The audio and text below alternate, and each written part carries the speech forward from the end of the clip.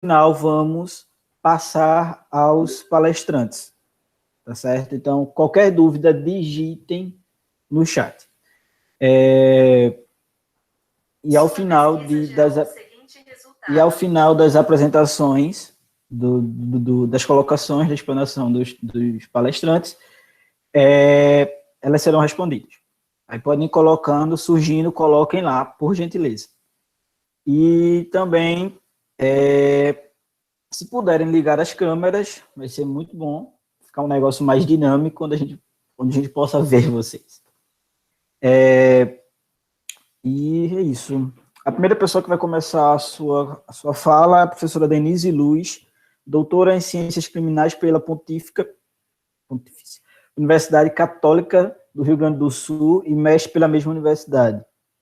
Professora de Direito Penal e Processo Penal da Universidade de Pernambuco, coordenadora do Escritório de Defesa da Mulher, o EDM, pesquisadora líder do Grupo de Pesquisa Veredas de Ciências Criminais, professora do curso de especialização em Administração Pública e Direito Legislativo pela UPE e professora convidada de curso de especialização em Direito Processual Penal.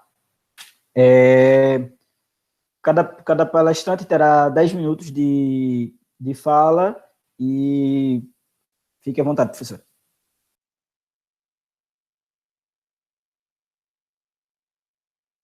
O microfone, professor, está desligado.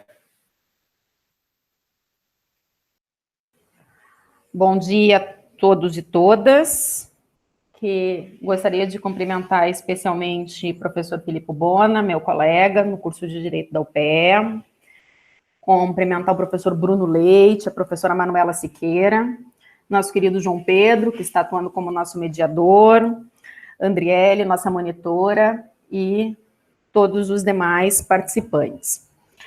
Bom, nós estamos aqui para falar do tema que nós intitulamos Crítica à Educação Jurídica.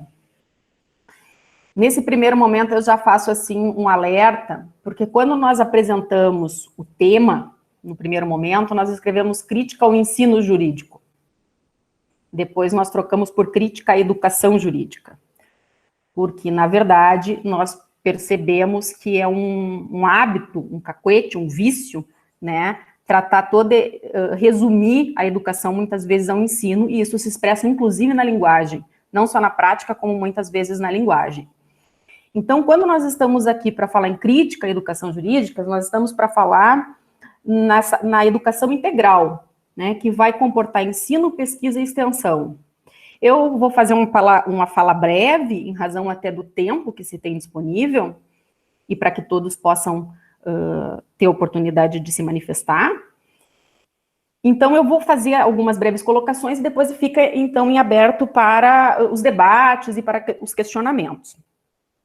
Então, num primeiro momento, eu gostaria de dizer que uma crítica que é preciso fazer à educação jurídica é a supervalorização do ensino e uma desconsideração quase que absoluta à extensão, por exemplo. Extensão tem muito pouco prestígio. Depois do ensino, se tem a pesquisa. A extensão tem muito pouco prestígio. Isso vale tanto na visão dos alunos, quanto para o cômputo de curricularização dos professores em matéria de currículo Lattes mesmo, né? Então, quer dizer, o professor que quer fazer uma carreira na pós-graduação, ele se dedica praticamente à pesquisa apenas. E isso a gente vê em eventos de educação, que se nós dividirmos em grupos de pesquisa, vai estar grupos de trabalho e dividirmos ensino, pesquisa e extensão, vai estar lotado o grupo de pesquisa e poucas pessoas no grupo de extensão. Então, e eu vejo isso um problema, porque os direitos, o curso de direito, o ensino jurídico, sobretudo, né, falando pela minha experiência como professora de direito penal e processo penal, hoje em dia é impossível de desvincular de uma lógica de direitos humanos. É impossível, seja para defender, seja para atacar, né, porque tem pessoas que são contra os direitos humanos, mas enfim. Então, dentro dessa lógica, me parece que é impossível alguém ter uma formação jurídica adequada sem experiência concreta com a realidade e com a violação de direitos.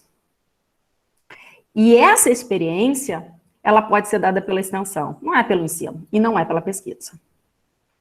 Então, me parece, e aqui é uma das questões que a gente precisa refletir, né, os alunos, a maioria quer fazer pesquisa, quer publicar artigo na graduação. E depois um outro número menor tem interesse em extensão. E os professores, a maioria, como eu disse, né, querem fazer Lattes para uma carreira acadêmica mais promissora, de tal maneira que, com tanta coisa que se tem que fazer em pouco tempo, acabam não se interessando pela extensão. E isso faz com que o ensino do direito fique, que a educação jurídica, né, ela fique praticamente reduzida ao ensino.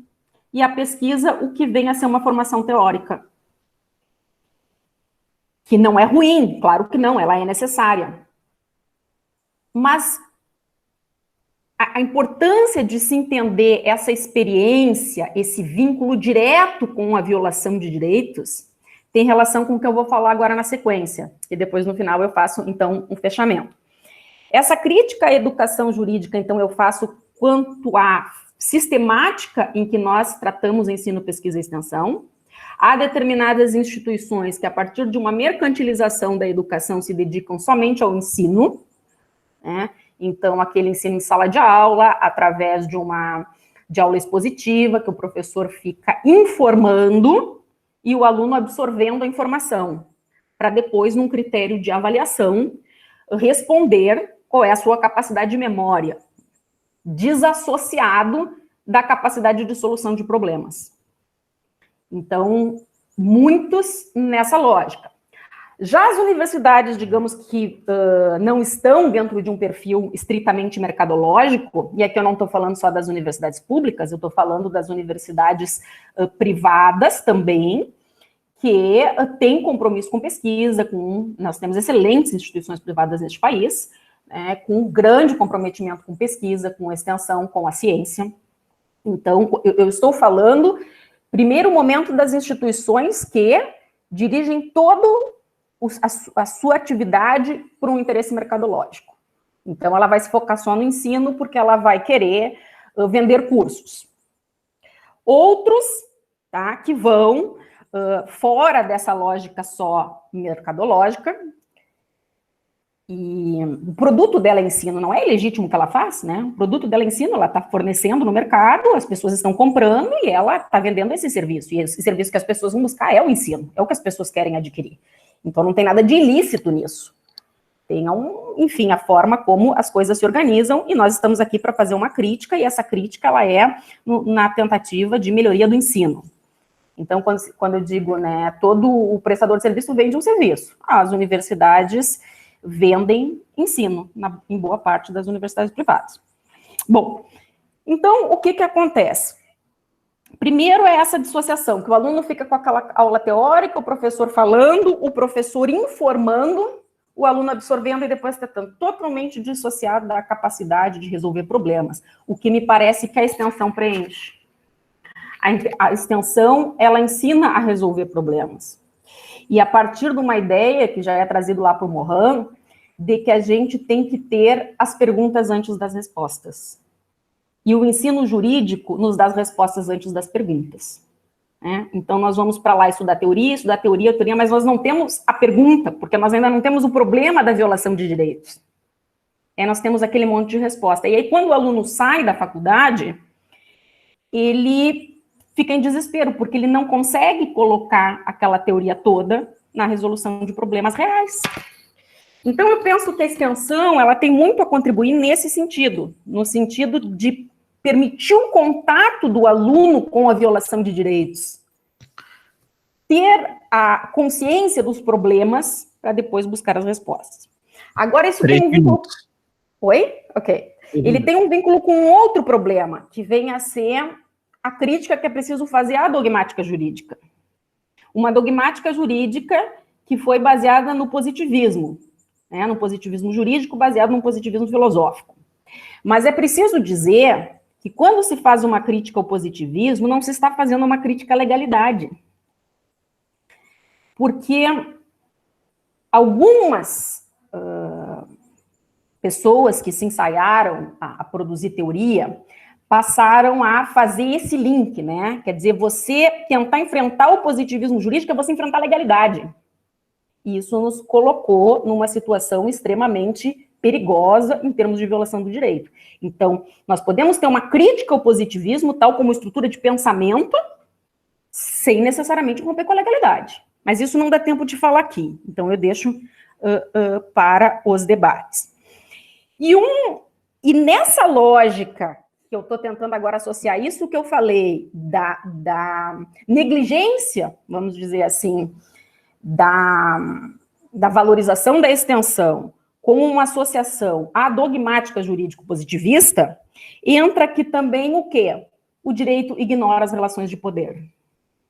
Então, os alunos, eles são ensinados, a maior parte, o direito como uma ciência, fechada em si mesmo, protegida por uma coisa que é considerada meio asséptica, né? Ela limpa qualquer impureza se você disser que a resposta é científica e tira qualquer responsabilidade pelas consequências. Então, quando nós vamos ensinar, eu sou professora de processo penal para os alunos, eu não posso ignorar que o exercício da jurisdição, além do direito, e além de tudo isso que a gente estuda, existe algo chamado a relação de poder. Existe relação de poder entre as instituições. E que quando nós vamos discutir, por exemplo, audiência de custódia, existe uma questão jurídica e existe uma questão de disputa de poder. Quando eu vou discutir juiz de garantias, existe uma questão jurídica e existe uma questão de poder, que uma não anula a outra. O fato de eu dizer que existe uma discussão por poder não invalida a discussão jurídica. E o fato de existir uma discussão jurídica válida do ponto de vista dos nossos dogmas, né, vamos dizer assim, não significa que esteja imune às ações de poder. Então, eu acho que essa consciência ela precisa ser trabalhada. E isso é o principal problema que nós temos. Eu analiso assim, né, tentando resumir nesses 10 minutos, então, que já fechou aqui pelas minhas contas, o que nós precisamos enfrentar? Então, o direito é ciência, nós brigamos por isso, né, para que fosse reconhecido como tal e que fosse respeitado como tal. Agora, é possível eu passar um antisséptico e eliminar o poder? É possível a gente proteger os direitos, nos proteger sem sujar as mãos, vamos dizer, com a realidade institucional, e o sujar as mãos que eu digo em teoria, né? Então, será que eu posso ensinar direito sem tratar com meus alunos a questão que envolve a fragilidade institucional, a fragilidade democrática das nossas instituições democráticas? Será que dá para fazer isso? Então, eu acho que essa é nesse sentido que eu tinha. Se tivesse mais tempo, eu falaria até amanhã, mas não tem, então eu agradeço e fico à disposição para o debate. Obrigado, professora. E agora, com a vez, o professor Bruno Sabino Leite, que possui graduação e mestrado em História pela Universidade Federal da Paraíba e doutorado em Sociologia pela mesma universidade, e é professor da Faculdade de Integração do Sertão, AFIS. 10 minutos. Fique à vontade. Obrigado, João. Bom dia a todos e a todas. Inclusive, eu agradeço muito pela oportunidade, né, pelo convite de participar da mesa redonda com vocês. Inclusive, é uma das primeiras oportunidades que eu estou tendo de participar, inclusive, de um evento, digamos, então, uma discussão dessa maneira, né, essa coisa remota, inclusive, para mim, acaba sendo uma coisa, de certa forma, uma novidade, de certa forma, certo? Apesar de estar dando aula remota desde o final do semestre passado, para mim ainda continua sendo uma coisa um pouco estranha, certo? Então, eu vou pedir, inclusive, algumas desculpas antecipadas, tá certo? Inclusive, João, eu vou pedir que tu controle, de fato, meu tempo, que aí eu tenho uma tendência, talvez, a falar demais, certo? Eu acho que é uma coisa que, como eu comecei a falar com quase 2 anos de idade, eu acho que não quis parar mais depois disso, certo? Então, se tu puderes, eu agradeço muito que você acabe controlando o meu tempo nesse sentido, tá? Então, isso é uma das coisas que eu já solicito, fica à vontade. A outra, e aí eu estou falando para todos e para todas, né, não apenas com meus colegas que vão falar agora, é que muito provavelmente como a gente está fazendo essa coisa de casa, né, essa é uma coisa diferente, então muito provavelmente meu filho de vez em quando vai entrar aqui na sala também ele vai querer participar dos debates, inclusive sobre ensino, educação jurídica, vocês vão ver que depois, daqui a pouco, ele vai querer entrar.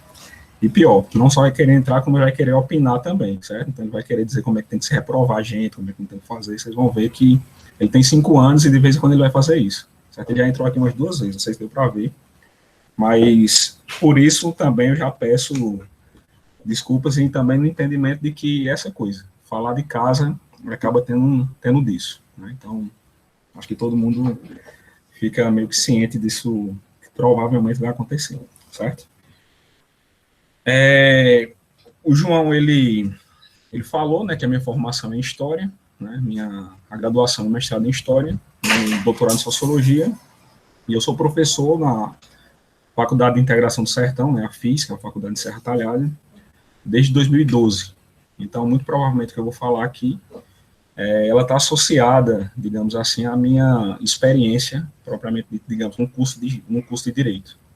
Então, é interessante, talvez, pensar isso, que eu não tenho formação jurídica, eu não tenho formação em Direito, né, não me formo nesse sentido, mas aí talvez seja interessante, no sentido da reflexão, escutar, talvez, alguém com outra formação, né, alguém que talvez esteja tem alguns anos, né, que eu dou aula na FIS, e especificamente no curso de Direito, né, na realidade eu dou aula de Ciência Política no primeiro período, estou dando aula de Filosofia Jurídica no segundo período, substituindo uma professora, uma colega nossa, que vai voltar agora no próximo semestre, aí de Metodologia no terceiro e no oitavo, com um projeto de monografia, ou seja, eu acompanho, digamos, os alunos do primeiro período a outro. É interessante porque dá para perceber, inclusive, a maneira com que os alunos, digamos assim, se comportam, ou como eles agem, como eles encaram as coisas no primeiro período, e depois eu faço uma avaliação no terceiro, certo?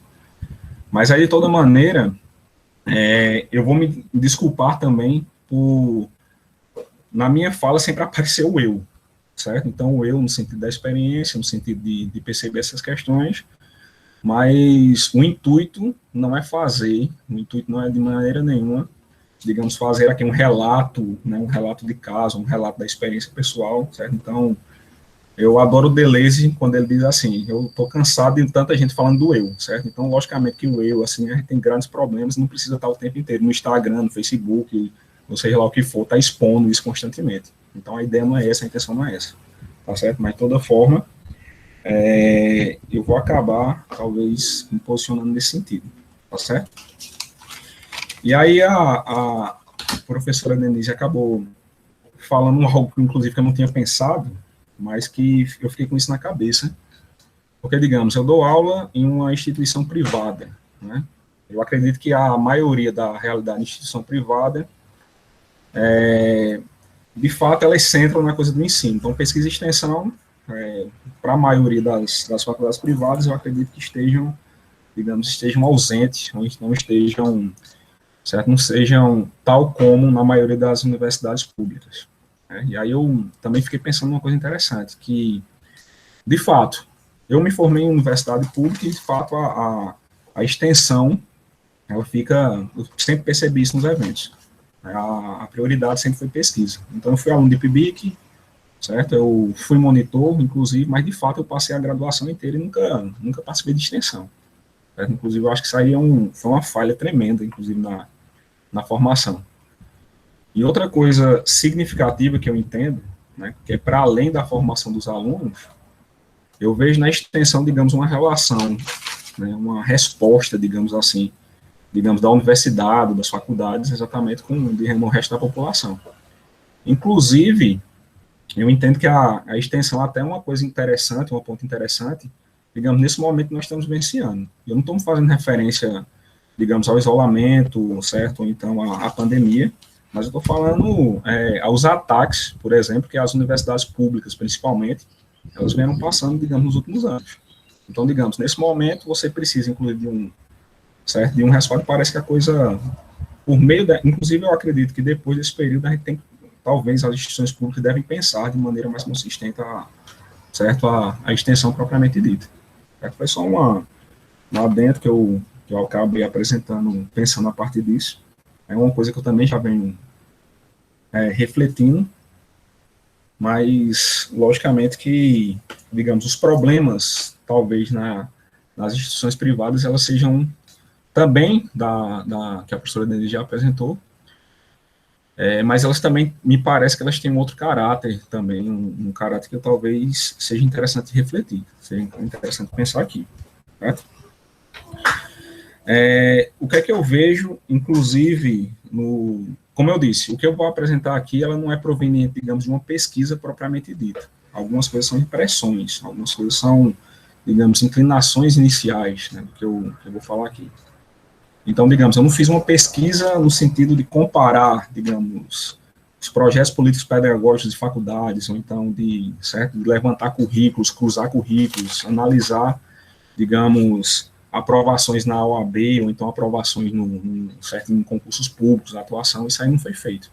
Apesar de que, assim, eu gostaria de fazer, certo? Eu tenho uma pretensão de fazer, mas, de toda forma, o que eu vou falar aqui para vocês, ela se baseia no que eu já venho pesquisando, né? O que eu pesquisei há algum tempo. Então, o que eu pesquisei desde a graduação até agora foi exatamente a formação do Estado. Né? Então, formação do Estado brasileiro, pensamento político liberal, pensamento político, no final das contas. E certamente que eu perpassei, inclusive, pela formação, digamos assim, a formação dos cursos, inclusive de direito no Brasil. Então, isso aí talvez não seja grande novidade para a maioria de vocês, mas a formação do Estado brasileiro ela está intrinsecamente ligada, relacionada, digamos, com a formação dos cursos de direito. Certo? Então, quando os cursos superiores foram constituídos no Brasil, né, então as duas faculdades de direito, né, a de Olinda, né, depois vira de Recife, e a de São Paulo, em 1827, para historiador que não lembra de data, inclusive faço questão de fazer isso, não lembrar de data. Tá? E aí, o intuito, no que diz respeito à instituição pública, é exatamente a constituição do Estado Nacional. Ela está ligada à formação do Estado Nacional. E o que é interessante? Sim, é como eu disse, isso é o que eu pesquiso. E aí talvez me dê, pelo menos, os subsídios, exatamente para comparar, digamos, a formação, digamos, ou a educação, a instrução, enfim, jurídica, certo? Jurídica, digamos, no Brasil, inclusive com a nossa atualidade, certo? Então, só para ter uma ideia, a nomenclatura, né, para os cursos de direito era ciências sociais e jurídicas, né? Então, era ciências sociais e jurídicas. Depois, enfim, vai passar por vários processos, acaba sendo direito, tá? Mas o que eu quero dizer com isso? Eu quero dizer que me parece que, logicamente, que tem certas particularidades, mas a formação de quem estudava direito, quem estava nas faculdades, inclusive de direito, ela é uma formação extremamente ampla, certo? Nas ciências sociais e jurídicas. É por isso que, inclusive, até brinco, inclusive, às vezes com os alunos, eu digo, ó, por isso que se formou um Rui Barbosa, certo? José de Alencar, enfim, os autores, certo? Que a gente acaba estudando e percebendo. Para vocês terem uma ideia, quando eu pesquisei a faculdade, tanto o seminário de Olinda quanto a faculdade de Direito do Recife, né? Então, vários autores, inclusive, diziam o seguinte: se estudava tudo, né? Logicamente que é uma maneira de ser um pouco irônico, né, Sal? Mas alguns autores diziam assim: se estudava tudo, menos direito, certo? Então, a biblioteca era constituída, certo, por uma série de obras, inclusive obras proibidas, né, no Brasil, certo? Então, tinha lá Voltaire, Montesquieu, enfim, vários autores que, inclusive, nem poderiam estar lá, certo? Mas a biblioteca era bem mais constituída. O que é que eu penso e o que é que eu comparo, né? Talvez, inclusive, para a gente discutir quando for aberto, quando a gente for discutir propriamente dito, né? For aberto para as questões, certo? O que é que eu entendo, digamos, da formação atual? Como eu disse, é a partir de uma percepção, certo? Uma percepção muito própria, uma percepção, digamos, como eu disse, que ainda não se encaminha para uma pesquisa propriamente dita. Então, me parece que, em comparação com aquela formação, certo? Me parece que a formação agora, ela é pouco interpretativa, certo? Dogmática em demasia, extremamente dogmática a formação, certo? E me parece, inclusive, o seguinte, ainda pior, certo? Ela me parece que ela caminha para um tecnicismo, inclusive, perigoso, inclusive, que assusta. Estou lembrando assim, sempre lembro de Hannah Arendt, é uma das autoras preferidas, e é um tecnicismo, inclusive, cada vez maior. Tanto é que, inclusive, a gente percebeu, inclusive, os louvores que se faz, digamos, aos logaritmos, certo? Inorgânicos, a gente chama de robô e tal, e tudo mais, né? Então, cada vez mais a gente percebemos essas tendências, né, constantemente. É uma pena que a gente tem pouco tempo, né? Como eu disse, eu acabo falando demais, tá? E aí, essa formação tecnicista, eu acho que é óbvio, inclusive, isso que eu estou falando, ela está associada a inúmeros elementos, né? Inúmeros elementos, que a gente passaria muito tempo discutindo aqui, mas certamente ela está também ligada, digamos, ao tipo de formação, inclusive, que é oferecida. Como eu disse, eu estou falando diretamente para os alunos de direito, né? Os alunos que... Então, ela está ligada, certamente, a esse tipo de formação. No caso específico, como eu disse, eu estou dando um exemplo de uma faculdade privada, certo? No caso específico da FIS, eu, inclusive, acredito que nós temos sorte, inclusive, em determinados aspectos, certo? Então, nós temos sorte, inclusive, nesse sentido. E aí, logicamente, que eu atribuo essa sorte ao nosso coordenador, né, o coordenador do curso, né, que tem uma grande sensibilidade para o que diz respeito a uma formação, que, inclusive, ele diz assim, a formação jurídica tem que estudar tudo. Ele insiste nisso constantemente. Então, tem que ler literatura, tem que ler ciência política, filosofia, constantemente ela apresenta isso. Então, só para vocês terem uma ideia, né, aqui da realidade, nós temos 8 disciplinas que são chamadas de disciplinas propedêuticas. Eu fiz aquele exercício de comparar, né, com outros programas, com outras coisas, você não consegue, certo? Você não tem essa quantidade, certo? E mesmo no que diz respeito... 10 minutos, viu? Certo, obrigado. E mesmo no que diz respeito a essa formação, no que diz respeito a esse, digamos, a esse número de disciplinas, o número de carga horária e o número também de como os professores, em que os professores estão formados, eu entendo que é bem significativo, certo? Então, você tem uma formação extremamente ampla. Você vai ter hermenêutica jurídica sendo oferecida por um filósofo, certo? Você vai ter psicologia jurídica sendo oferecida por alguém que é formado em psicologia e em relações internacionais, certo? E mesmo aqueles que têm uma formação que a gente chama mais pura, eles têm uma visão extremamente ampla, né, humanista. Inclusive, Felipe faz muita falta, né, a gente sente muita falta dele lá, certo, nesse sentido.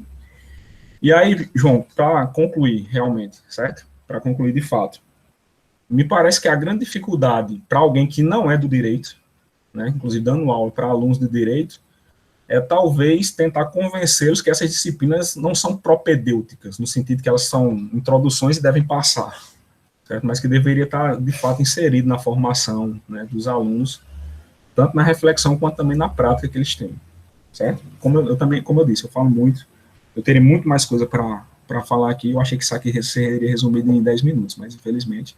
Mas aí eu fico aberto depois para as questões e também à disposição para enviar também material, se for o caso, para enviar vocês disponibilizarem para o restante do pessoal. Certo? Eu agradeço muito e seria isso. Agradeço ao professor Bruno, Celso, Sabino, Leite. Antes de passar a palavra para a professora Manuela, eu queria lembrá-los de que a certificação vai ocorrer na plataforma onde vocês tiveram acesso ao link desta mesa redonda. Lá vai ter um formulário onde vocês preenchem e gera a certificação para vocês, tá certo? E lembrando também que qualquer dúvida já podem ser colocadas no chat, e ao final da fala do professor Filipe, que vai ser que vai encerrar, a gente irá responder e abrir para o debate, tá certo? E agora, com a palavra a professora Manuela Siqueira, que é enfermeira pelo Instituto Federal de Pernambuco, pós-graduada e especialista em UTI, urgência e emergência, saúde pública e enfermagem do trabalho, militante do coletivo LGBT+, Sertão Livre, professora da ETE Arco Verde e enfermeira do Hospital Regional do Agreste. Lembrando que são 10 minutos, faltando 3 eu sinalizo, tá bom? Fique à vontade, professora. Bom dia a todos que estão presentes aqui. Agradecer o convite, novamente, para estar participando desse evento, né? Na pessoa de Denise, coordenadora do curso de Filipe, vice-coordenador do curso de Direito da UPE. Também dar o bom dia e presenciar também a mesa, quem está participando, professor Bruno, né? Como o João apresentou, não sou também da área do direito, né? E me envolvi no meio do direito e as perspectivas que eu tenho em relação como uma pessoa externa, né? E aí que venho participando e estando presente em relação ao direito, as questões de perspectiva que a gente tem de desenvolvimento, de mudança, de reflexão e também de críticas que a gente tem que ser feitas, né? Para essa relação e a formação que se tem ao estudante. Como o Denise colocou, a questão da extensão é um ponto a gente abordar. Na ETE, a gente está desenvolvendo, a escola na qual eu trabalho, em parceria com a UPE, um projeto de extensão. Então, a gente sente a necessidade, tanto em relação aos estudantes, que são estudantes do ensino médio, para ter essa perspectiva de ser uma pessoa crítica, de desenvolver, que a faculdade esteja junto, né, que a faculdade também tem esse papel, as pessoas, essa instituição, ela tem que estar presente em todos os outros ambientes. E como o professor Bruno colocou, disse essa questão técnica que vem colocada, né, então, robôs que já vem fazendo esses processos e tudo mais, que ainda não é uma perspectiva aqui no nosso país, mas em outros países de primeiro mundo já se utiliza disso.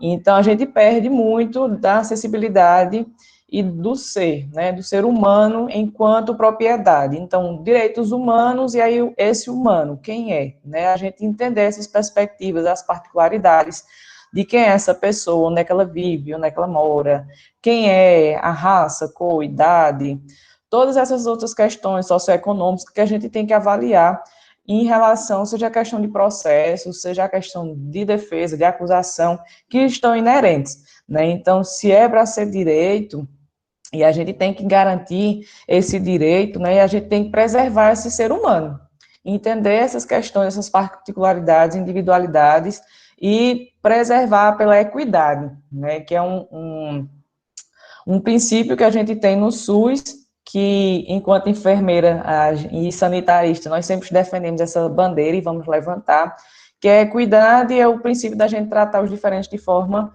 diferente, né? Não é a questão, a igualdade é um princípio, a equidade é outro. Então, mediante a isso, essas particularidades desse indivíduo e tudo isso que ele tem, o que é que a gente pode fazer para trazer uma melhoria e garantir esse direito? Isso seja na saúde, seja na educação, seja qualquer outra área, né? Até em movimentos sociais, do qual estou presente também. Então, para se garantir, a gente precisa dessas perspectivas, né?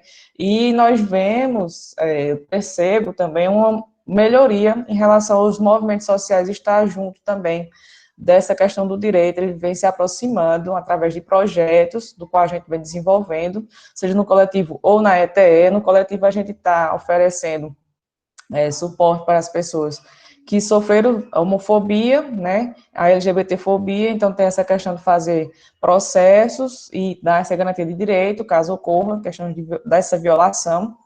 E na ETE, da gente está falando de debates relacionados a direitos humanos, principalmente voltado à questão de gênero, violência de gênero contra a mulher, junto com a EDM. E outras pautas, outras questões que a gente vem desenvolvendo, seja com os estudantes e também com o pessoal do coletivo, e no coletivo a gente também está oferecendo a mudança do nome social para as pessoas trans, principalmente mulheres.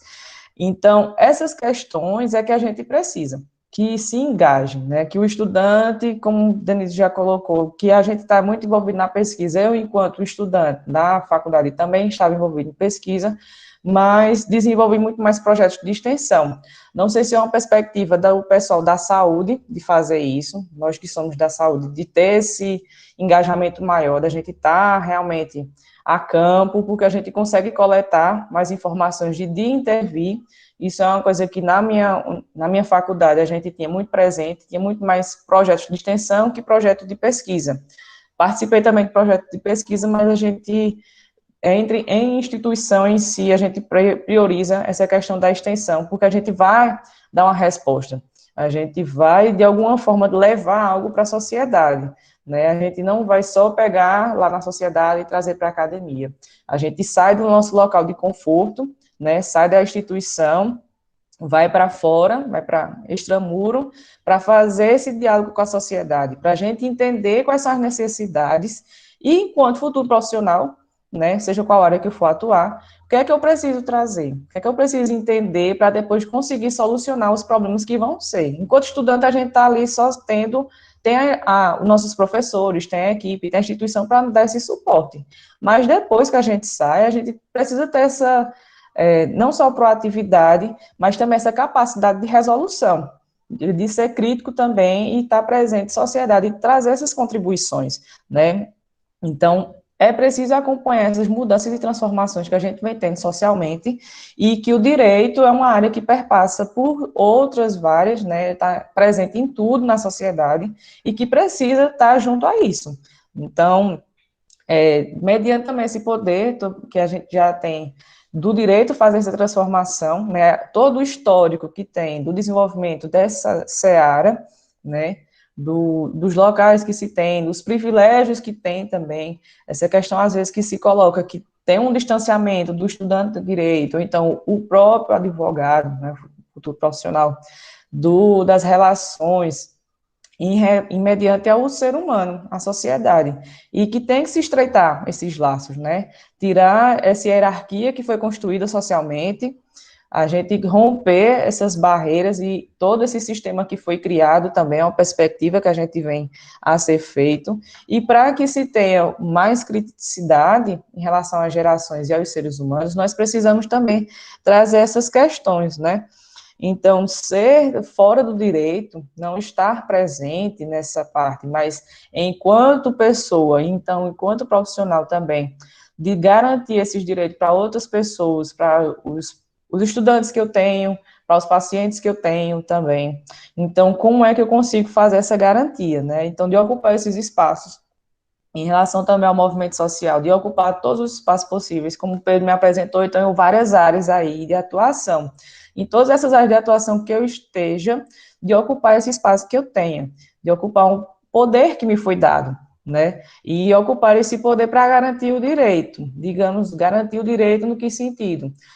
O paciente está precisando de uma transferência, então, o que é que eu posso fazer para agilizar tudo isso? O estudante não tem conhecimento sobre certas questões, né, e conhecimento, por exemplo, não só a questão jurídica, como a gente está desenvolvendo nesse projeto, mas conhecimento em relação a trâmites escolares, a questões de documentação que eles tenham também sobre isso, e para a gente ter uma sociedade melhor, né, assim, para a gente conseguir alcançar o que se é esperado de direitos humanos garantidos, que já é colocado em Constituição, né, para que isso realmente, de fato, aconteça, precisa que se desenvolva, né, essa questão crítica social, não só para quem é profissional, mas sim também esses estudantes, para que a gente consiga melhorar e caminhar.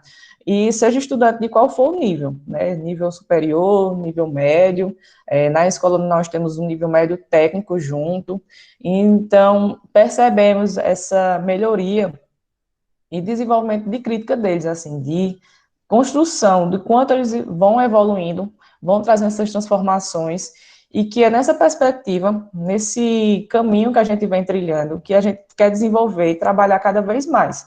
Então, é uma força que se dá também, e avaliação, para a gente poder melhorar, né? Então, se a gente quer um futuro melhor, a gente precisa, é um trabalho de formiguinha, realmente, todos os dias que a gente vem garantindo, 10 minutos. Tá. Isso seja na escola, mas também enquanto movimentos sociais, e aí vem as particularidades de cada área, cada setor que eu venho trabalhando, né, que eu venho atuando. Então, enquanto saúde, são vários os problemas, principalmente nesse período de pandemia, a gente vê o quanto que tem fragilidades no nosso sistema de saúde, né, e para se garantir direito, o SUS, ele é o melhor plano de saúde que existe no mundo, né, ainda, e que é garantido por lei, que a gente tem acesso a tudo a isso, gratuitamente, não gratuitamente, que é retorno que a gente paga dos nossos impostos, mas que a gente vê o caos que se tem, né, e aí são várias falhas e várias críticas que a gente tem que ser feito, isso a relação política e a questão do executivo, legislativo que a gente tem para vir atuar. Enquanto movimento social, a gente vê também um engajamento e as situações que a gente tem de melhorias em relação à comunidade LGBTQIA+, né, principalmente a questão do STF, então, vem essa perspectiva, a gente é um ganho, uma conquista que a comunidade vem tendo, né, de trazer essas melhorias para a gente estar, agora já tem a lei de criminalização da LGBTfobia, outras pautas que nós vamos tendo, né, a garantia de pensão, como já é dada, o casamento, né, a união estável. Então, essas outras pautas que sempre foi dada, não pelo legislativo, mas pela intervenção do STF. Isso é um ponto que a gente tem que trazer também. Então, não é algo que a Câmara está nos representando, não é algo que lá quem está no Legislativo ou no Executivo tem uma representação. Foi uma questão de intervenção de um poder superior para poder a gente ter essa garantia, né? O Judiciário está intervindo nisso aí para a gente ter essa garantia de direito, para a gente conseguir trazer essas melhorias, né, para a comunidade e que vem pautados nada além do que tem na Constituição. Então, falar brevemente sobre isso, são essas pautas que eu queria trazer, e para depois a gente ficar aberto às perguntas que surgem, outros debates que a gente vai tendo durante essa conversa. Obrigada pela fala. Agradeço a professora Manuela Freire. Só uma correção, eu falei que o formulário vai ser respondido ao final, mas vai ser ao final do evento, tá certo? Na própria plataforma onde vocês pegaram o link para estarem aqui, vai ter lá o formulário de avaliação para você ter certificação. Agora, com a palavra, o professor Felipe Pereira Bona, que é mestre em Direito pela Universidade Federal de Pernambuco, professor da UPE Arco Verde, membro do GEPT e coordenador do projeto EDM na Escola, do programa Escritório de Defesa da Mulher. 10 minutos, professor, fique à vontade. Olá. Bom dia a todas e todos. Eu gostaria de início registrar que, obviamente, tudo que eu falar aqui agora é fruto de, vamos dizer assim, de observação da minha própria experiência, né, em sala de aula, e mais recentemente, especificamente, dessa experiência que eu e Manu estamos tendo no projeto EDM na Escola, lá na escola, na ETE Arco Verde, né? E, obviamente, que, assim, agora, depois que eu já, de certa maneira, escrevi o que eu pensei, eu vejo que, na verdade, são observações que já vêm há algum tempo, mas principalmente desde o período, vamos dizer assim, pré-eleitoral para frente. Eu acho que essas coisas que eu vou falar agora, elas me chamaram mais atenção a partir desse momento aí. E, de certa maneira, elas perduram, né? O projeto EDM na Escola, só para não deixar de falar, ele é um projeto que está vinculado ao programa do Escritório de Defesa da Mulher, né, que é liderado e coordenado pela professora Denise Luz. E o projeto EDM na Escola, ele tem, digamos assim, uma finalidade de educação popular em direitos humanos, vamos dizer assim, dentro da formação de estudantes, né, do ensino médio, do ensino fundamental, sobre essas questões que perpassam os direitos das mulheres. Mas, bom, para que eu possa, junto com os colegas e, obviamente, com quem eventualmente fizer intervenções e perguntas, que a gente possa dialogar de forma mais aberta e transparente, eu também vou colocar algumas considerações, que desde já eu digo que são considerações provisórias.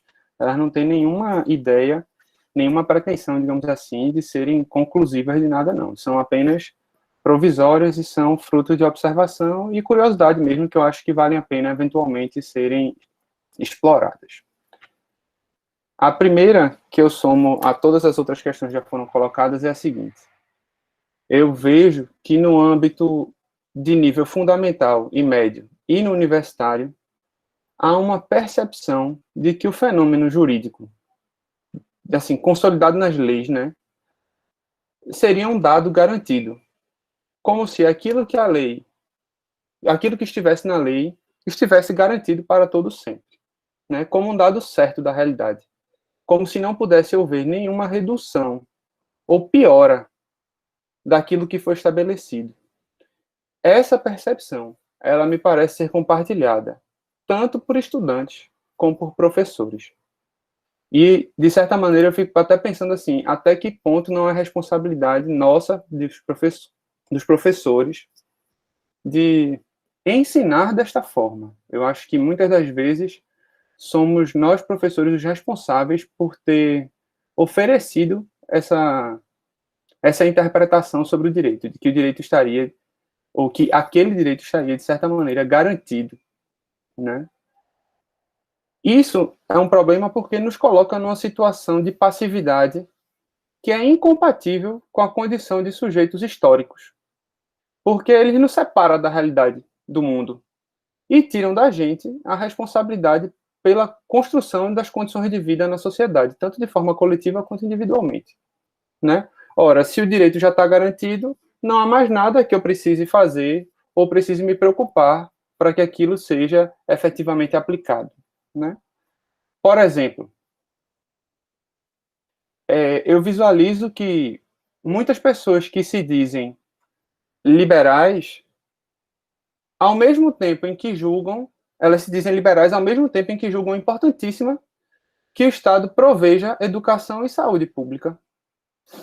É impressionante como não se vislumbra as contradições, por exemplo, entre o liberalismo e as políticas de investimento públicos em saúde e educação, por exemplo. Como se não houvesse nenhuma relação entre a reforma trabalhista, que teve em 2017, né, a maior de todas, embora já tenha tido outras alterações na CLT depois disso, e a emenda constitucional que fixou o limite de investimentos públicos, né? Como se essas duas normas não tivessem nenhuma relação, por exemplo, com o aumento do desemprego, com o enfrentamento da Covid-19 agora, a vulnerabilidade de povos indígenas e da população mais pobre, que em sua maioria é negra e vive em favelas nesse país, né? Como se também não houvesse nenhuma relação entre essa teoria política e concursos públicos, o congelamento da remuneração de servidores e a proposta de reforma administrativa que o atual governo federal está propondo, por exemplo, né? Então, eu acho que essa primeira carta que eu coloco na mesa, digamos assim, né, que é essa percepção de que o direito estaria garantido, ela nos desvincula dessas coisas e parece não estarmos discutindo sobre essas questões, né? Parece que a gente está falando de um direito e... Bom, a segunda carta, a segunda observação que eu coloco, né, é a seguinte: é de que o direito, né, o fenômeno jurídico, o ordenamento jurídico, ele registra expectativas de comportamento em abstrato, né? O direito diz aquilo que deve ser, como os seres humanos devem se comportar. Só que faz isso em abstrato, a princípio. Acontece que a forma como isso é ensinado são, via de regra, ensinados através de exemplos que são muito, muito distantes da realidade dos estudantes, ou daquelas pessoas que estão por ali estudando conosco, né? Então, veja só, se está fora da realidade do educando, o exemplo termina por se converter também numa abstração. E aí o que acontece é que esse processo de aprendizagem exige duas abstrações do educando. A abstração da própria norma e a abstração do exemplo, que vai tentar alcançar a norma. Isso dificulta demais a compreensão e dificulta, sobretudo, a crítica. Tanto é assim que é muito difícil, ou às vezes até mesmo inviável, haver a problematização sobre o próprio fenômeno jurídico. A gente, muitas das vezes, se preocupa, por exemplo, demais com o fato, e não se preocupa, por exemplo, com a forma. Certo? Então, quando numa sala de aula de um curso de direito, seria problematizado o direito de uma vítima de estupro interromper gravidez, com seriedade, poucas pessoas enfrentariam, ou mesmo seriam capazes, né, de alcançar, por ignorância e despreparo, a situação que há pouco ocorreu agora no Espírito Santo com a menina, né? Uma vítima de estupro ser obrigada a ajuizar uma ação para obter um alvará judicial ante a recusa administrativa de proceder à interrupção dessa gravidez, que está prevista no Código Penal desde 1940. A terceira questão, já estou terminando, João, é a seguinte: o ensino jurídico acrítico, ele rejeita a materialidade da vida, a materialidade do próprio corpo, como se o fenômeno jurídico não se debruçasse sobre o controle de corpos humanos. Isso significa dizer que se a gente não deixou de pensar nas relações humanas, nós ignoramos que as leis atingem de diferentes formas homens e mulheres, cis e transgêneros, brancos e negros, heterossexuais ou não, trabalhadores detentores de capitais e que moram, eventualmente, em territórios diferentes, né? Por último, o ambiente do aprendizado, ou seja, a sala de aula, né, via de regra, dentro do ensino, né, ela tem se tornado um espaço cada vez menos democrático. Aí eu já não sei, eu não consegui avançar muito, se isso seria uma causa ou uma consequência, mas ele também está mais esvaziado. O ensino remoto e a impossibilidade de dividir a presença imediata e a certeza de escuta e de fala, né? Por exemplo, agora mesmo nós todos estamos falando, mas não temos certeza se todo mundo que está aqui está de fato aqui, né? Nos deixa ainda menos capazes de conhecer conhecimento. Então, a institucionalidade, a técnica, que mais propriamente foi utilizada aí com a expressão de tecnicismo, né? E a suposta neutralidade, ela se impõe ao despercebido quase que como se fosse natural, né? Então é isso, eu somo essas observações do meu colega Bruno, das minhas colegas Manu e Denise, né? São 4 preocupações minhas, mas que eu ofereço também para colocar aqui nessa mesa redonda, e me coloco à disposição para que as intervenções e perguntas sejam feitas. Muito obrigado. João Pedro, a palavra é tua de volta. Agradeço, professor Filipe. Vamos abrir agora para as perguntas, lembrando que elas devem ser feitas no chat, que será ditas aqui. Começo agora com a pergunta que foi colocada por Sandriele, que diz: quais as principais dificuldades que cada um encontra no seu trabalho com a educação e a sua relação jurídica? Essa foi a pergunta que está aqui no chat. Aí vocês respondam aí.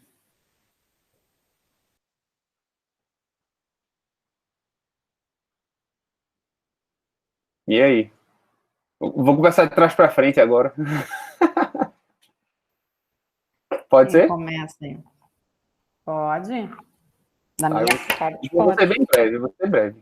Pode começar. A principal dificuldade que eu encontro sobretudo, me parece, estrutura, né, assim, estrutura de trabalho, né, isso não é ao meu ver, isso não é uma questão específica, porque eu estou hoje na universidade pública. Quando eu estive em universidades privadas, a dificuldade era, de certa maneira, a mesma, né, talvez até maior, de certa maneira.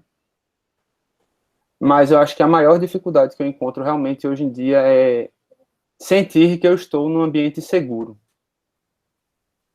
É sentir que o espaço da sala de aula e da educação é um espaço seguro para que nós possamos efetivamente colocar as hipóteses, colocar os problemas e ver se a gente consegue resolver isso ou não. Ou pelo menos avançar.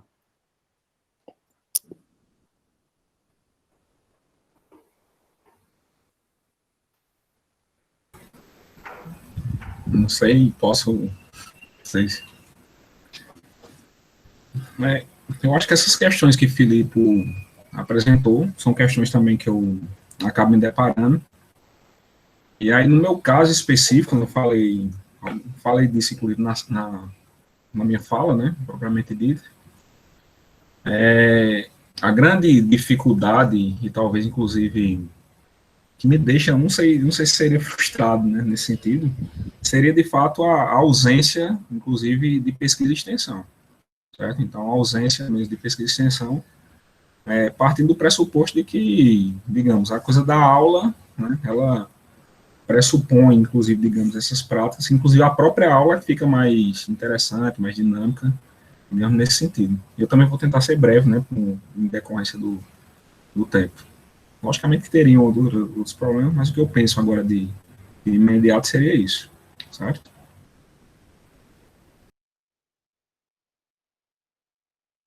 Manu, quer colocar alguma coisa? Vejo mais limitações, assim, limitação em relação à estrutura, a questão de gestão, a partir de dar insumos, algumas perspectivas e alguma questão também da relação interpessoal. Dentro da hierarquia, né, que ser colocado no trabalho, de conseguir desenvolver algumas coisas. Então, se coloca alguns empecilhos, como eu estou na área pública, né, nas duas áreas, tanto a educação quanto a saúde, então, algumas barreiras que são colocadas que não facilitam, né, o trabalho para a gente conseguir desenvolver o que se é esperado. Depois se cobram algumas coisas, mas que no decorrer do tempo, por colocar esses empecilhos, a gente acaba não conseguindo. Então, burocratização demais é um exemplo, que é necessário, mas também, às vezes, a gente perde muito tempo com algumas coisas que se pode agilizar. Isso eu digo na área da saúde, principalmente. Então, a gente está lidando com o tempo, lidando com vidas, e que o tempo é a vida de alguém. Então, a gente tem que otimizar, isso é um ponto, né, a se colocar. Já em relação à educação jurídica, né, quando a gente quando estou em sala de aula, para a gente trazer essas questões de perspectiva, é mais a relação interpessoal, de estrutura, de gestão, né, fazer um diálogo, digamos assim, mais construtivo, que a gente tem um espaço, é colocado, mas a gente consegue alcançar um patamar, a gente quer sempre ir avançando, né? A gente chega em determinado ponto, a gente não vai se colocar ali e achar que está bom, a gente quer ir continuando avançando para ter mais progresso, para trazer outras coisas.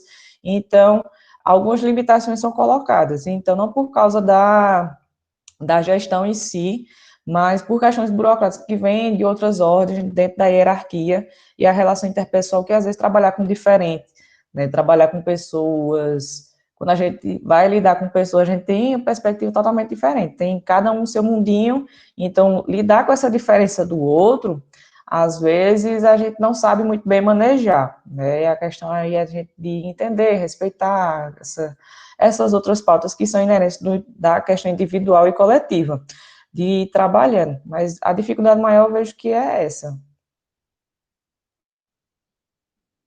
Professora Denise? Então, eu vejo assim, ó, tentando colocar a questão do desenvolvimento do pensamento junto ao aluno. Isso que o professor Filipe falou no primeiro momento de fala dele, né, que muitas vezes há uma percepção de que os direitos estão assegurados. Então, eu digo para os meus alunos, assim, muitas vezes, as pessoas e os alunos, né, tratam muitas vezes os direitos como se eles estivessem dispostos na grama, nas árvores, aí, por aí, pendurado nos parques, né, nas praias, a gente passa, pega, usa, quando não quer mais larga, ele vai estar lá de novo. Mas direito não é isso. Direito é uma coisa que está sempre sendo tensionada com o poder, e a gente está vendo isso agora, né? Está sempre tensionado. Então, quando você conquista um direito, você tem que continuar, digamos, nesta luta, neste trabalho, pela manutenção dele, porque ele pode ser retirado. Então, e pode ser retirado pelo quê? Pelo como se organizam as forças do poder, que é o que o direito ignora, e o papel e força das instituições democráticas para fazer valer esse direito, né? Então, o direito ignora muito isso passa muito distante do curso de direito. Então, no momento em que muitos dos alunos pensam isso, e às vezes quando a gente diz assim, ó, muita gente deu sangue pela conquista desses direitos, parece uma coisa ultra exagerada, né? Parece que eu estou falando ainda lá da Revolução Francesa, da Bastilha, etc., mas não é só disso que eu estou falando. Tem pessoas que morrem diariamente nas comunidades do Rio de Janeiro, lutando para denunciar o racismo. Isso acontece até hoje, né? E nós estamos aí para a luta por igualdade, que ela está lá na Constituição, mas que a gente precisa sempre reafirmar. Em 1940, as mulheres adquiriram o direito ao aborto legal, né? Até me perdoem se eu estou errando a data agora, mas faz muito tempo, né? Se foi exatamente 1940, me perdoem. Mas uma menina de 10 anos, ela é estuprada, e isso é colocado em jogo. É pelo direito? Não. É por como vão se articular as forças de poder que vão permitir com que ela exerça ou não o seu direito. Então, isso me parece que não fica muito claro para os alunos, né? Então, o que acontece? Muitas vezes, mas tem um direito. Como eu digo, ele está ali nas árvores, está na grama, né? Então, se estão violando o direito do meu vizinho, eu não me importo muito, porque ele está ali parado direito, eu agora não preciso usar, né? Então, quer dizer, se as pessoas estão perdendo o direito da liberdade de expressão, em determinado aspecto, isso não me afeta, porque a liberdade de expressão está ali na árvore, né, penduradinha. A hora que eu quiser, eu vou ali, uso, me expresso, quando eu não quiser mais, eu jogo fora. No momento, eu não estou precisando me expressar, então a árvore não está frutífera. Então, daqui a pouco, quando eu quiser me expressar, vai vir época de colheita da fruta. Não é, né? E isso acaba tendo um efeito que o que é? Que aí eu vou puxar assim, a dificuldade nessa relação de produção do conhecimento e do conhecimento crítico. Porque aí quando a gente tratou todas essas coisas para o aluno, e a gente tenta dizer para o aluno, vocês precisam desenvolver um pensamento crítico. E eu digo, vocês não precisam concordar comigo, mas fundamentem. Isso parece, às vezes, que o fundamentar não é fundamentar o que gosta mais, ou o que acha bom e o que não acha. É fundamentar teoricamente em termos de direito. Então, o que acontece? Eu, às vezes, corrijo uma prova, que eu peço para um aluno comentar uma determinada coisa, e lá no final ele diz, eu não acho isso bom, por isso, por aquilo, por aquilo outro. Ou eu prefiro isso ou aquilo. Eu prefiro chocolate branco ou chocolate preto, mas não é uma questão de preferir um direito ou outro, né? Isso você tem que fundamentar. E você não fundamenta a partir da sua visão de mundo, do sujeito solipsista, como diz o professor Lênin Streck, né? Se fundamenta a partir da construção dos direitos, a partir de uma luta histórica pelos direitos, a partir das consequências, enfim, de uma série de coisas. Então, me parece que, muitas vezes, a dificuldade vem disso. Aí, quando vocês falam, você está errado, a sua questão está totalmente errada. Mas a senhora diz que não precisa concordar com a senhora, basta que fundamente. Sim, mas não é fundamentar qualquer coisa. Tem que fundamentar teoricamente, não é no seu gosto pessoal. Entende? Então, o que acontece? Vou dar um exemplo. Se eu disser assim, ó, quando encerra a presunção de inocência no Brasil? A pessoa pode responder, trânsito em julgado, assim, assim, assim, assim, assado. O outro pode dizer assim, olha, ela termina conforme o trânsito em julgado, mas pode haver a prisão provisória por uma decisão do STF, assim, assim, assado. Eu concordo com um ou não concordo com o outro, etc, etc. Agora, uma pessoa escrever na prova, por exemplo, assim, ó, porque é muito ruim, eu não acho bom que a pessoa espere até, isso não é direito. Então, a gente tem que entender um pouquinho o que é o pensamento crítico que ele precisa ser fundamentado. E entender que liberdade é essa que a gente tem que exercer, porque senão a academia também perde o seu papel. Qual é o papel de uma faculdade de direito que nós vamos transformar o direito no que cada um gosta? Aí nós vemos isso que nós vimos há pouco tempo atrás. Uns gostam que meninas de 10 anos tenham filhos, outros não gostam, outros, né? Nós vamos ver isso. E é esse mundo, essa forma civilizada que a gente escolhe, que cada um impõe o seu gosto conforme o poder que exerce. Então, eu acho que o desafio no direito, principalmente, é isso, é o aluno entender o que é um pensamento crítico, livre, fundamentado, e não o que é um voluntarismo, né? Eu acho assim, ó, isso é uma dificuldade, talvez, que eu tenha também como professora para trabalhar isso com o aluno, né? Conseguir mostrar para ele como ele pode ser livre, como ele pode desenvolver o pensamento crítico, sem sair de um papel que ele está, que é um papel de universidade, um papel acadêmico, que é de construção do conhecimento, né? Não é de manifestação de gostos e preferências. Então, eu não sei se eu fui clara, mas é mais ou menos isso. Agradeço, professora Denise. Em nome da mesa, eu gostaria de registrar a presença do professor Magno Leite, coordenador do curso de Direito da Faculdade Integrada do Sertão. Gostaria de perguntar, de saber mesmo se ele tem alguma dúvida ou tem alguma intervenção. Sinta-se à vontade para isso.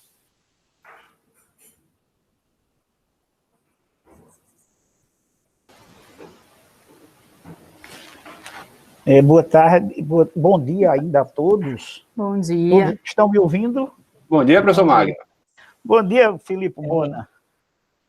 Professora Denise, o meu cordial bom dia.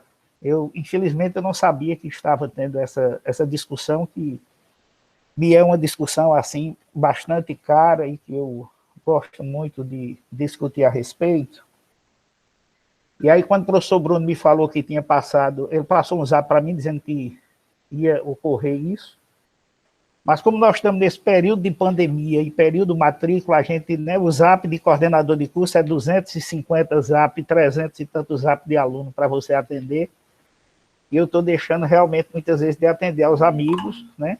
E eu marquei com o Filipe esse final de semana já 3 vezes para conversar, ele e Bruno, e as 3 vezes eu furei, porque sobrecarregado, mas isso, né?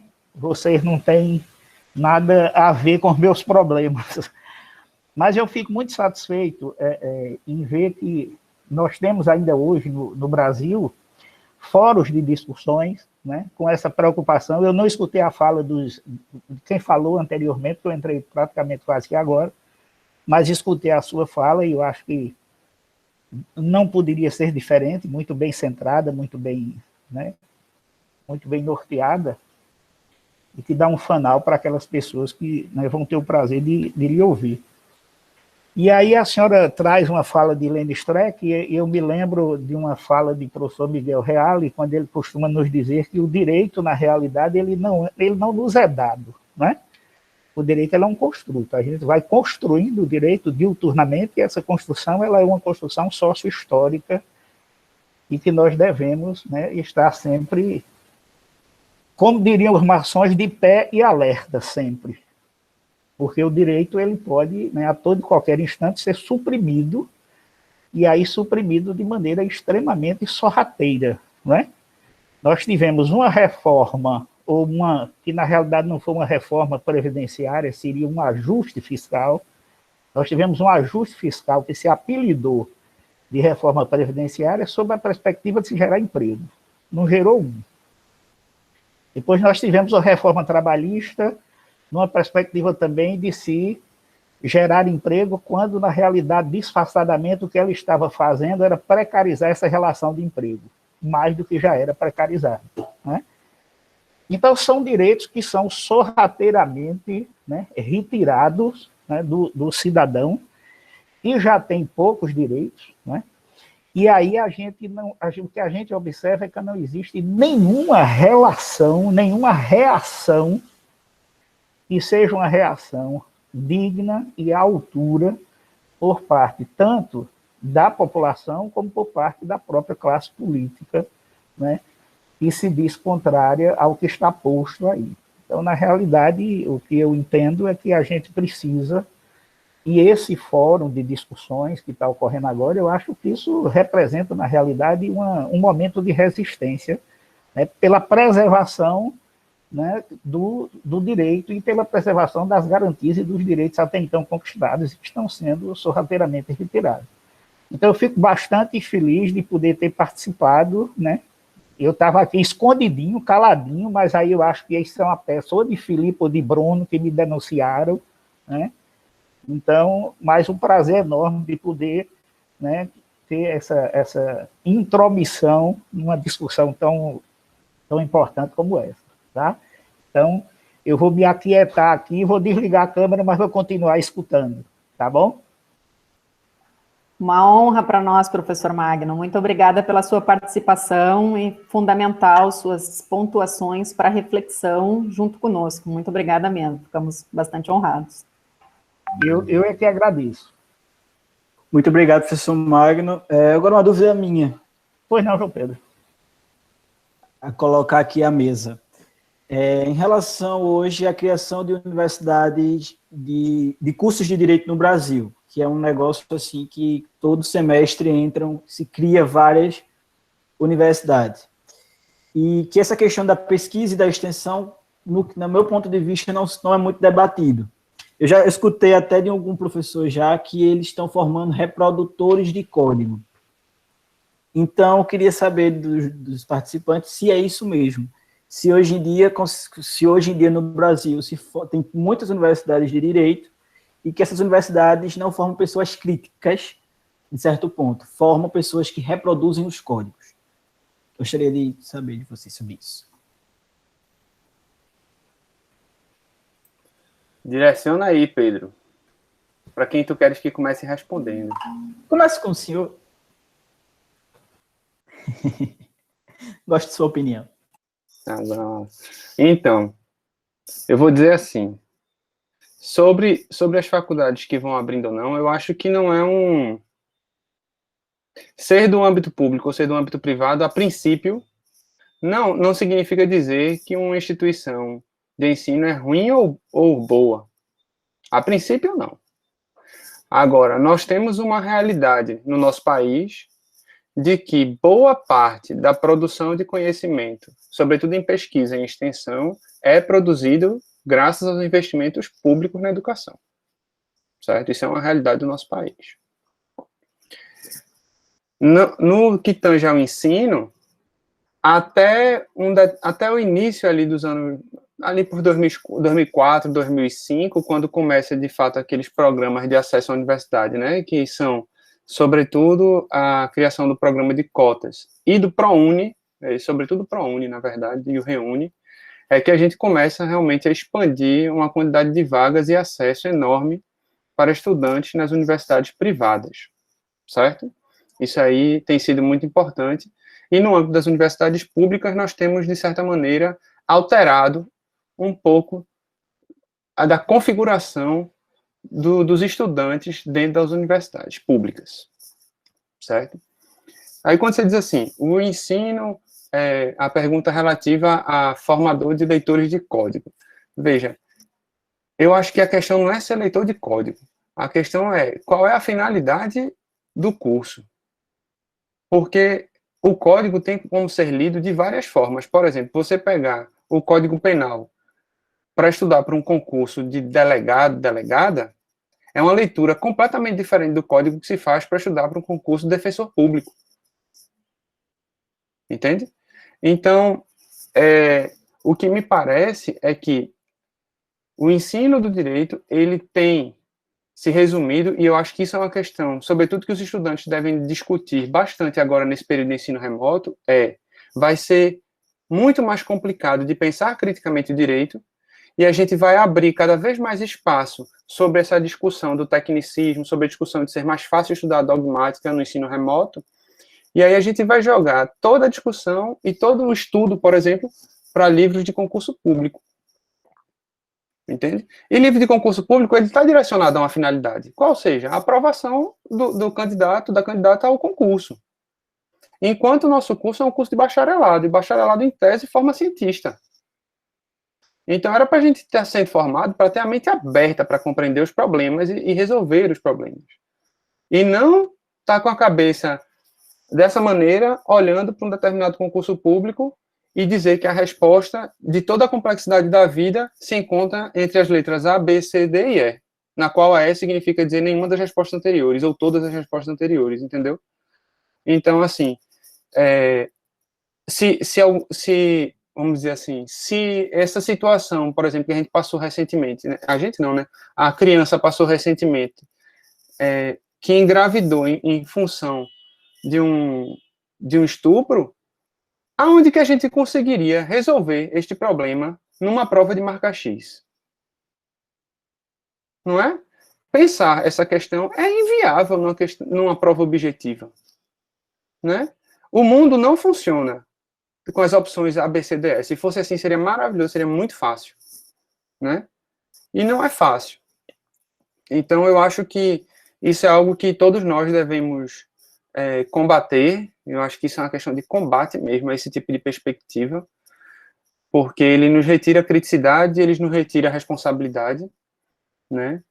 E é isso. Professora Denise, Bruno, Manuela, quer colocar alguma coisa? Eu vejo que essa questão, né, sobre a criação dos cursos de direito, a gente pode ver sobre duas óticas ou mais. Uma delas é uma discussão sobre reserva de mercado, em que se postula, né, pela não abertura de outras instituições, tentando reservar mercado, tanto para advogados e outros da carreira jurídica, quanto para professores. Né? Então, eu acho que tem esse ponto.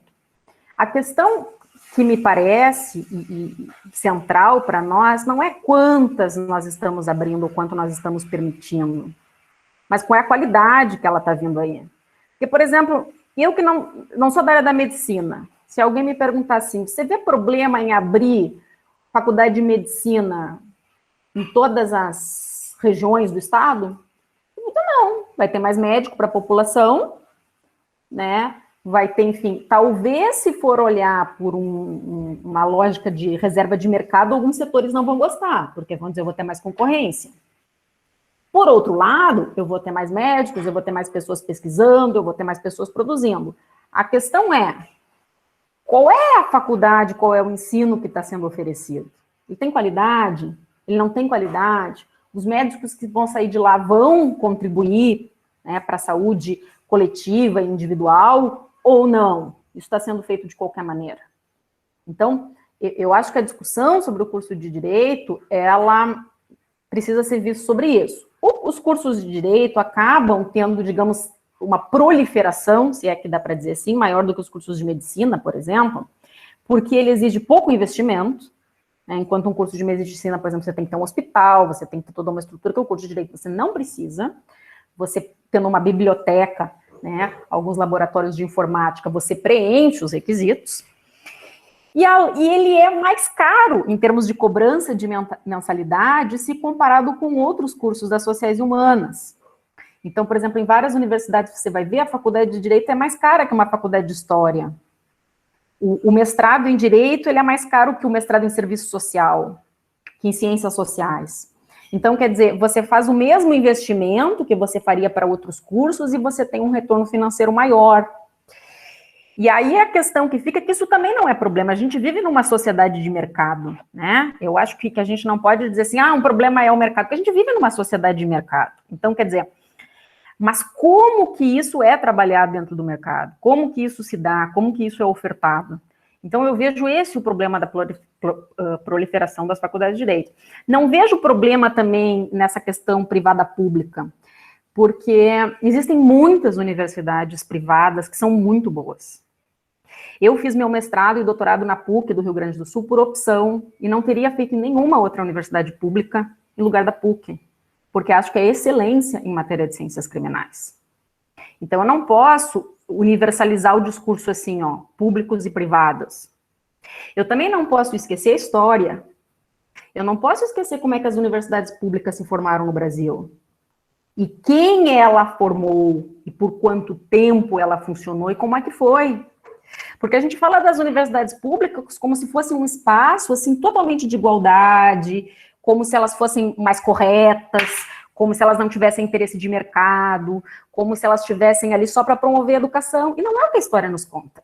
Como é que começaram as histórias de direito no Brasil, as escolas de direito no Brasil? Fundado numa ideia de bacharelismo, né? E talvez o professor Bruno possa falar melhor sobre isso. Quem foi para as universidades? Os filhos dos nobres. Quem durante muito tempo era juiz nesse país? Quem era? Quando uma pessoa me diz assim, meu bisavô era juiz, eu penso, nossa, esse vem de uma família política poderosa.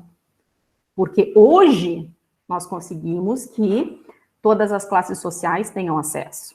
Hoje as pessoas em geral conseguem fazer direito. Mas quem fazia direito na geração dos meus avós e mais, quem era professor nessas universidades? Nas públicas, é das públicas que eu estou falando.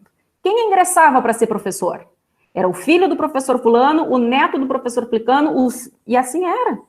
E assim eram as universidades públicas. E assim se constituiu, eu fico deixando isso aqui cair toda hora, né? E assim se constituiu, não estou dizendo que todos os professores agiram assim, que as universidades públicas foram horríveis e que foram ruins, não, eu acho que a gente não pode universalizar, a gente não pode generalizar e tornar essa coisa assim. Porque fato é que a universidade pública, como boa parte do setor público no Brasil, serviu também para promover e perpetuar o pensamento de determinadas classes, de determinados poderes, de determinada lógica. Então, essa universidade pública também tem seus problemas. Hoje, ela vem se reformando. O curso de Direito da UPE é um curso novo na idade, por isso tem professores novos, não só em idade, mas eu digo em pensamento. E temos outras escolas no Brasil que mesclam isso, né? Tem professores que trazem pensamentos novos, mas também tem aquela coisa daquela relação de autoridade, de poder que ser professor de uma universidade pública dá, professor da universidade tal, e essa pessoa ela tem poder e tem autoridade, por exemplo, para ser ouvida no Congresso Nacional e propor um projeto de lei que vai afetar nossas vidas. E como é que ele chegou lá? Então, eu acho assim, ó, que isso tudo é muito relativo, sabe, João Pedro? Eu acho que o que a gente tem que pensar é qual é a qualidade do ensino que está sendo oferecido, como é que está sendo oferecido. E aí o ensino jurídico sofre um problema que, em geral, nós vivemos na sociedade, que é a massificação, né? Então, enfim, não quero me estender muito sobre isso, mas eu acho que essa dicotomia público-privada, ela precisa ser ponderada um pouco, né? Claro que uma instituição privada visa o lucro, mas o lucro em si não é um problema, né? Então, eu posso abrir uma loja, visar o lucro, sim, e daí? Desde que eu forneça um serviço bom para as pessoas, felizmente, eu tenho aqui uma empresa de internet que visa lucro, que por isso eu posso ter acesso a essa aqui de vocês, porque se ela não visasse o lucro, ela não me ofereceu o serviço e eu não ia ter isso. Então, eu acho que são coisas assim que a gente precisa pensar. O problema é quando é aberto mão da qualidade de ensino, quando é no pensamento crítico, quando é para atender isso em massa. E só para encerrar, eu acho isso um dano ao estudante tão grande, porque o estudante, ele cursa crente de que ele vai mudar a vida quando ele se forma. E muitos não conseguem, porque se formam sem condições para isso. Se formam sem condições de... Então, muitos são iludidos, né? Acham que obter um diploma em direito vai abrir mais possibilidade de concurso, mais possibilidade de emprego, mas aí a pessoa sai e... Então, eu acho que tem mais isso também. Enfim, deixar os colegas falar um pouco. Professor Bruno, professora Manuela, alguma colocação? Estava tentando aqui liberar o áudio, consegui. Seria, Pedro, se de fato nós estamos formando, digamos assim, né, estudantes no sentido de uma leitura, digamos, apenas reprodutores, né, do código, seja lá o que for. Eu acho que tanto o Felipe quanto a professora Denise, eles colocaram questões bem significativas, né, nesse sentido, inclusive nessa questão de pensar, digamos, a problemática das faculdades públicas, das universidades públicas, das faculdades e instituições de forma geral privada. De fato, eu também entendo que em algum momento a gente vai ter que também superar, talvez, esse debate, no sentido de, inclusive uma coisa bem significativa mesmo, de fato pensar, em alguns momentos a gente acaba tendendo a pensar, digamos, as universidades públicas como aquele local que, digamos, que a pesquisa, a extensão é feita, de fato que os problemas não se realizam, que não tem problemas entre colegas, não tem problemas entre disputas, né, de uma série de coisas. E a gente acaba entendendo e percebendo que não é bem assim, né? A coisa não funciona bem dessa maneira, certo? De novo, eu remonto, digamos assim, a coisa da minha experiência, né? A experiência pessoal.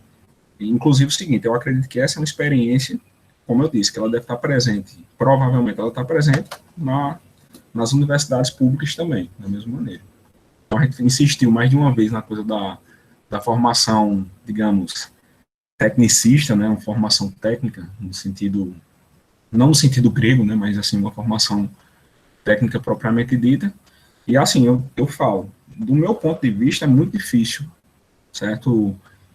Acaba sendo difícil, inclusive, convencer os alunos, né, tentar convencer, é constante essa tentativa, aquilo que o Felipe falou, né, que o direito não se restringe, digamos, a marcar X, certo? Então, é muito, muito difícil.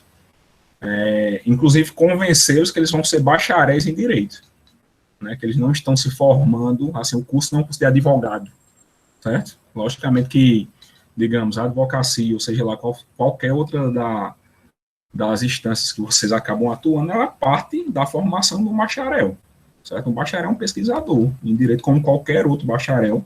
Um bacharel em história é um pesquisador em história, um bacharel em sociologia, enfim, certo? Então, eu, particularmente, tenho uma grande dificuldade em tentar explicar lá, ó. A gente pode pensar um objeto, certo? É um fenômeno sócio-jurídico, certo? O fenômeno sócio-jurídico é muito mais complexo, é muito mais complicado do que entender, por exemplo, que o objeto de direito é lei, né? Porque eu tenho quase um infarto, assim, quando isso aí é reproduzido constantemente. Eu quase morro ainda mais quando eu escuto, inclusive nos corredores ou entre os alunos, dizendo o seguinte: quando é que a gente vai começar a ter aula de direito de verdade?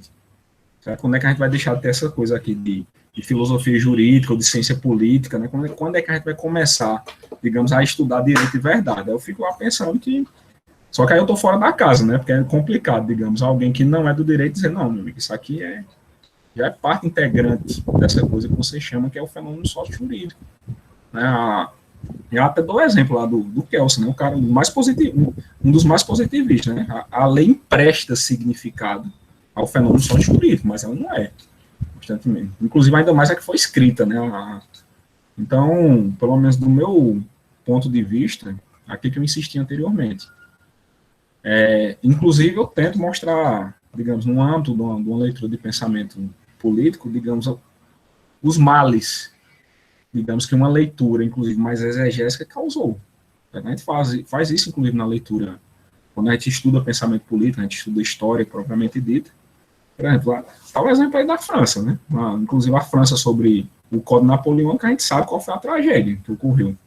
Tanto é que os próprios juristas eles tiveram que repensar a coisa, tiveram que introduzir uma série de princípios para ver se conseguiam, inclusive, amenizar aquela coisa. Inclusive o seguinte, aí de novo eu insisto, a gente está falando o tempo inteiro na questão de decisões por robôs, né? Então, algoritmos inorgânicos e orgânicos, mas tem um monte de algoritmo orgânico, né? Um monte de ser humano que faz papel de robô, né? Que se forma, inclusive, mas não precisa, inclusive, que seja inorgânico, não. Certo? Os orgânicos, muitas vezes, tomam as decisões, ou então agem exatamente como se fosse robô, como se, de fato, digamos, o fenômeno sócio-jurídico não tivesse na vida. Certo? Como se essa coisa não fosse pensada a partir de validades, ou então a partir de determinados contextos que devem ser levados em consideração. Então, como eu disse, é uma impressão, eu acredito que esteja presente em ambas as instituições privadas e públicas. Eu até lembro, inclusive, de uma fala do Lenny Streck que eu achei muito interessante, né, no que diz respeito a uma formação que seria uma formação menos crítica, né? Então, formar-se a partir simplesmente de manuais. Certo? Isso aí é uma coisa... Eu até lembro que ele disse, eu acho que todos vocês já conhecem essa coisa, né?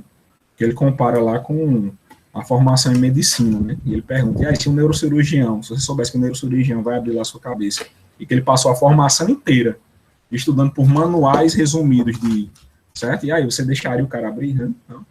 Certo? E aí, eu entendo que se coloca na mesma questão, digamos, para qualquer formação. Certo? Então, eu insisto, inclusive, constantemente, não dá para se formar só por manuais, certo? Manuais de direito, manuais, certo? Digamos, logicamente, vocês vão passar em concurso, vão fazer as coisas, mas a formação é mais ampla. Inclusive a própria questão da formação, pelo menos eu entendo dessa maneira, que para além da questão de mercado, seja lá o que for, digamos, o próprio conhecimento jurídico, ele tem que estar aqui presente, inclusive para quem tiver disposição para adquiri-lo. Eu posso, inclusive, fazer uma graduação em Direito sem ter a mínima pretensão de, talvez, fazer concurso ou de atuar, sei lá o que for, mas, digamos, pelo conhecimento propriamente dito. Né? Porque, inclusive, a coisa das universidades, né? Inclusive as universidades produzir, digamos, emprego, né? Propriamente dito, né? Propriamente dito, ela é algo, no que diz respeito à constituição das universidades, já bem recente. Se a gente for pensar no âmbito da história mesmo, propriamente dito. Enfim, desculpem por falar demais, certo? Eu vou, inclusive, desligar aqui o meu áudio. Professora Manu, quer colocar alguma coisa? Ele saiu da reunião. Acho que daqui a pouco ele volta. Sobre a tua pergunta, João, a gente vê a necessidade de suprir o mercado, né? Assim, fui contemplada também na fala de Filipe, de Denise, de professor Bruno, concordo também com as colocações que eles fizeram, mas a questão também de a gente estar nessa ânsia, nessa necessidade de suprir o mercado, que aí a gente vem, questão capitalista que a gente tem, né? Então, quanto mais possibilidades, mais retorno financeiro que é colocado. E também como eles colocam em relação à falha de como é essa formação, né? Como é que vai se dar? Então, esses pormenores que a gente tem que estar observando e sabendo. que tipo, qual o objetivo, né? Qual é o projeto de curso que se tem aquela instituição a qual vai ser colocada. Como eu não leciono na área, né, não é minha formação, também não é minha questão, mas externamente as questões que eu venho observando, estando presente, tendo esse contato maior com a questão do direito, desde garantir, não só de garantir, como eles colocaram, que não é algo que a gente tem concreto ali presente, mas que vai perpassar por outras questões. Desde o início no primeiro período da faculdade, a gente teve, enquanto no curso de enfermagem, né, bacharelado em enfermagem, a gente teve aula de antropologia, filosofia, sociologia, e que nisso perpassa também relações de direito, né? E desde então a gente tem uma formação crítica, e acho que não todas as faculdades que têm essa perspectiva, essa visão. Então, alguns cursos vão ser privilegiados em relação à instituição, o projeto que é colocado, em comparação a outros, seja ele na área pública ou privada. Então, é muito do desenvolvimento que se dá, a questão de querer envolve crescimento também, desenvolver aquele curso, tudo mais, para que tenha depois o retorno, porque eles vão sempre visar o retorno, né? Retorno em relação à aprovação, o retorno capital, realmente. Então, todas essas questões vão estar envolvidas nisso. Então, qual é o profissional que eu vou querer, né? Que eu vou querer que me atenda. Então, se ele vai ser, por menores, saber solucionar, A mais B vai ser C. Então, como é que a gente quer solucionar essas questões? E a gente não é para, como o Felipe coloca, né? Não vai marcar um X que vai dar a sua resposta de vida.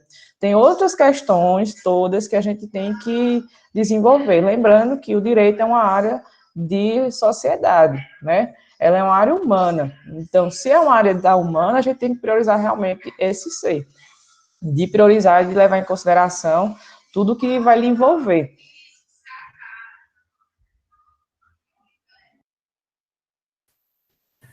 Pronto, pessoal, estamos caminhando para o término da mesa e agora eu vou abrir para as considerações finais dos componentes da mesa.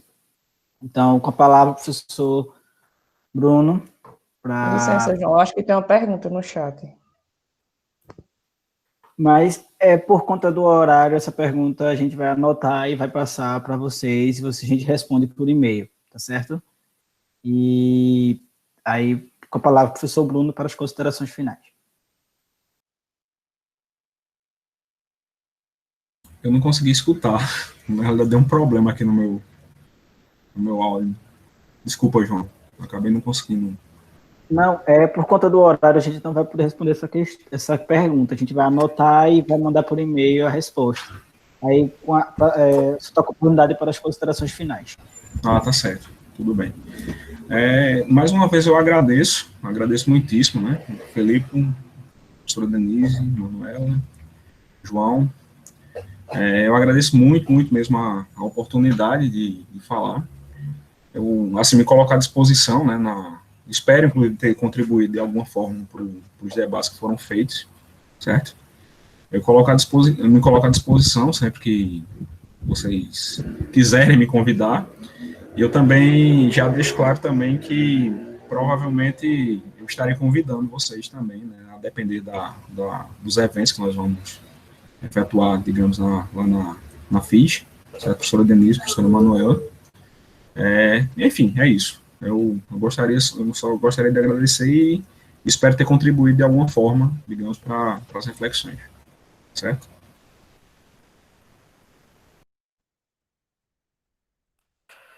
Professora Manuela, com oportunidade.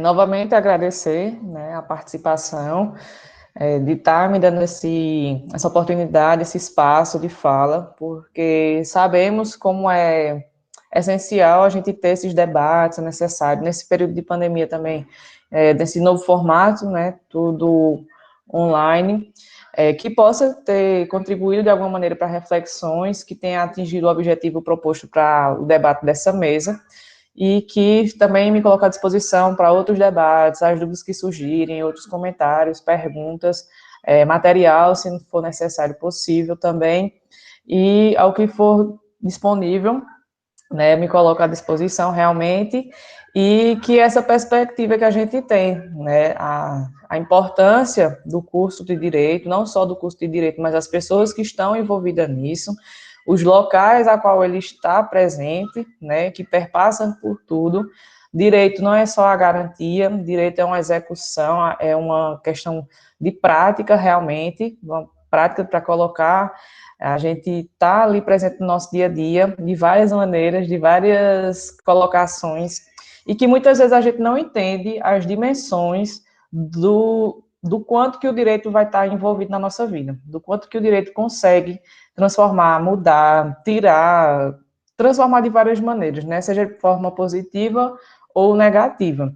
E que a gente vê nessa perspectiva, nessa construção, para a gente desenvolver cada dia mais uma sociedade melhor, um mundo melhor, pessoas melhores também, né? E que a gente não para em relação a esse, de estar galgando e alcançar esse objetivo, para que, enquanto a formação de vocês, estudantes e também profissionais, que a gente precisa muitas vezes desses confrontamentos de ideias, de observações, de conhecimento e também da seara de que cada um vai atuando, né, para a gente ter novas reflexões, da gente ter novas visões e poder trazer um pouquinho desse conhecimento que foi debatido para o nosso dia a dia, para a gente conseguir implementar, implantar e levar adiante esses projetos.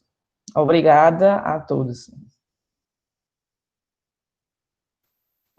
Professor Filipe, oportunidade. Oi, bom, eu gostaria também de agradecer, né, por me ouvirem. É sempre importante, eu acho que, de fato, ouvir é uma atitude muito mais nobre do que falar, sem sombra de dúvidas.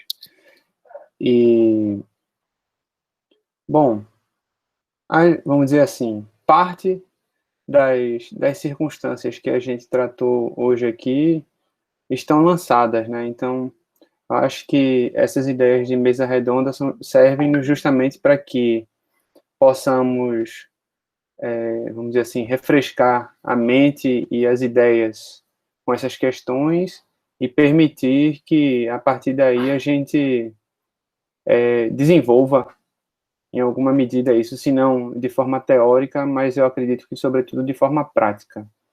E, ao dizer isso, eu acho que, assim, isso exige-nos uma convocação, né?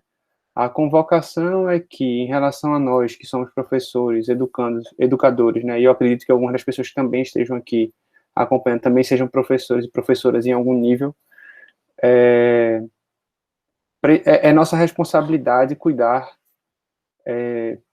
imediatamente por muitos desses, vamos dizer assim, desses problemas que foram colocados, né? Isso não significa dizer, por outro lado, e aí essa é uma convocação que eu faço, porque eu penso ainda também, de certa maneira, como um aprendiz, é que os estudantes também têm um papel fundamental na educação, obviamente, né? Sem estudante não há qualquer perspectiva educacional, nenhuma, né? Então, é fundamental que consigamos construir isso juntos. E o papel estudantil, sem sombra de dúvidas, está em nos incomodar, nos provocar, nos pôr, vamos dizer assim, em xeque em relação às nossas próprias concepções, às coisas que nós mesmos estudamos inicialmente. Então, estar em sala de aula é fundamental. Falar é fundamental. Brigar por esse espaço, caso ele não haja, é mais fundamental ainda, né? Então, agora que nós vamos iniciar o ensino remoto na UPE, é fundamental que isso seja exercido também de forma remota, assegurando-nos a certeza de que estão presentes, né, com as câmeras, assegurando-nos a fala, abrindo microfones, formulando questões, intervindo. Então, é isso, eu acho que essa mesa serve para isso. E, mais uma vez, obrigado, Bruno, Manu, Denise, que são pessoas que eu tenho cada vez mais próximas e uma confiança enorme nessa perspectiva pedagógica e, sobretudo, humana, né? Então, valeu, Obrigado, João. Agradeço, professor Filipe. Antes de passar a palavra à professora Denise para encerrar, gostaria de lembrá-los que a certificação vai ocorrer pela plataforma Moodle, onde vocês obtiveram o link para estarem aqui. Vai haver um formulário ao final do evento, e após isso, após o preenchimento desse formulário, vai ser gerado um certificado para vocês. E, em nome da organização do evento, agradeço a todos, a presença de todos e todas aqui na mesa. Professora Denise, com a oportunidade.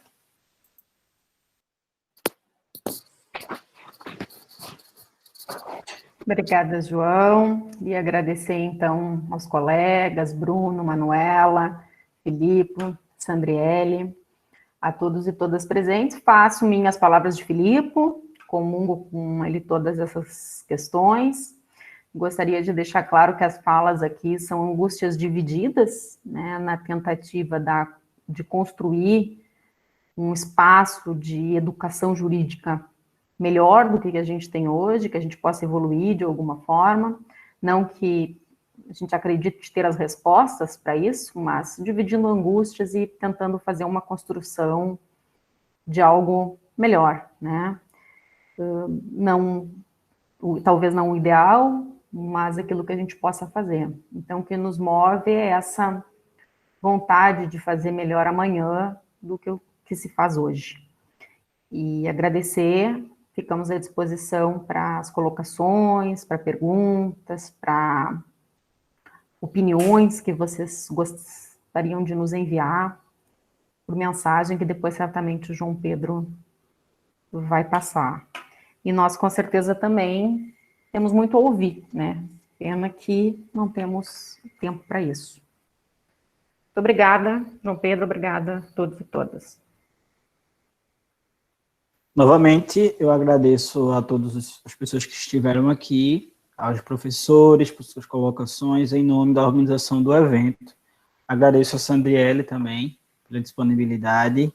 E lembrando, novamente, a questão do formulário vai ser ao final do evento, tá certo? Na plataforma onde vocês tiveram o link para estarem aqui, como também nessa mesma plataforma, no Moodle, haverá a gravação desta mesa e também no YouTube, onde vocês poderão ter acesso para, se quiser revisar alguma coisa, ver alguma opinião, e é isso, tá certo? Então, agradeço a todos e tenham um ótimo dia aí, certo? Obrigado.